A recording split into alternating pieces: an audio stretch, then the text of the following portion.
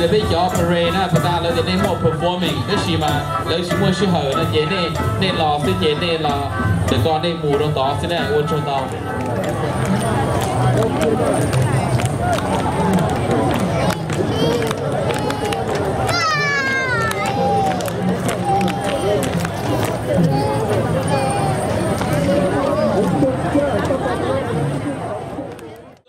Yang sing ao ภัยพื้นเขามาลูวุ่นวายสู้จนตัวตายต้านทานศัตรูสวยสุดสู้เลือดเนื้อเสื้อเผาพื้นผู้กู้เอาบรรเทาสู่กัน Topping with the dog was shown to two more wonderful.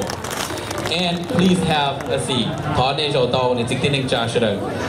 Lúc sẽ hồi nó, cú thọ cả bé sẽ được ya, bé sẽ được sơn chu thia, bé họ là in the moment of silence. Please stand up, please. Thọ nên chính tin cha sẽ được nên sơn chu. And this moment of silence, we like to remember our great leader Pranya Narapramo, General Vang Pao, for his great leadership and a legacy he left for all of us. Để chính thức cha lúc sẽ hở bé cây mùa nọ do là choท่านในผลว่าbỏ nữ cho cái cho rong và cho bé hãy nâng mong thì do ý linh gì rong rồi bé rong nọ thơ rong và bé nó nọ lúc chế bé châu chỉ mua giờ linh gì tới chỉ bé chừng cho nữ cho cái rong và cụ thọ bé cây mùa và 5 seconds ต่อไปก็เป็นพิธีคำนับและก็ไว้อาลัยอาวรณ์ถึงยาคอในผลวังเปล่าของพวกเขาถึงว่าตัวของทานจะจากไปแต่ว่าดวงวิญญาณของทาน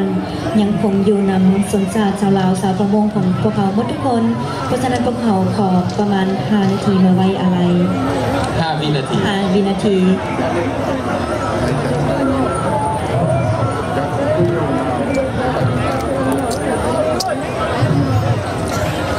Thank you very much. You may have a seat. ขอเชิญทุกท่านนั่งได้